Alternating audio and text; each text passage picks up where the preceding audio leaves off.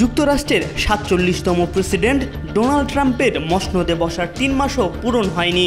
এর মধ্যেই ট্রাম্প নীতির বিরুদ্ধে মার্কিন যুক্তরাষ্ট্রের রাজপথে নামলেন হাজার হাজার মানুষ।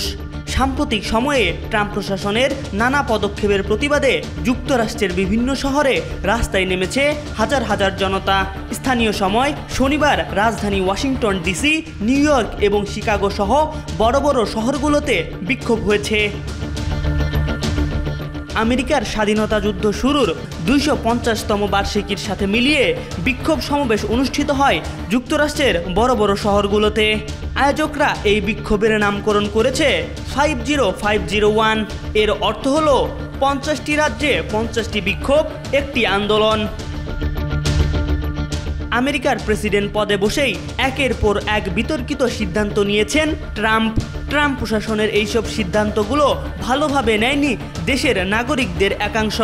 মূলত ট্রাম্প প্রশাসনের অভিবাসন নীতি, সরকারি চাকরি থেকে ছাঁটাই, তৃতীয় লিঙ্গ বা রূপান্তরকামীদের স্বীকৃতি না দেওয়া এবং গাজা ও ইউক্রেন নীতির বিরোধিতায় বিক্ষোভ দেখিয়েছেন মার্কিন নাগরিকরা। এমনকি হোয়াইট হাউসের সামনেও স্লোগান ও প্ল্যাকার্ড নিয়ে প্রতিবাদ জানিয়েছেন তারা। অনেক বিক্ষোভকারীদেরকে ফিলিস্তিনের পতাকা গলায় জড়াতে দেখা গেছে। তারা ফিলিস্তিনিদের নির্বিচারে হত্যার প্রতিবাদ জানান। অনেকেই ফ্রি প্যালেস্টাইন বলে স্লোগানও দেন। অনেককে আবার ইউক্রেনের পতাকা বহন করতেও দেখা গেছে। তারা রাশিয়ার প্রেসিডেন্ট ভ্লাদিমির পুতিনের প্রতি আরও কঠোর হতে ওয়াশিংটনের প্রতি আহ্বান জানান।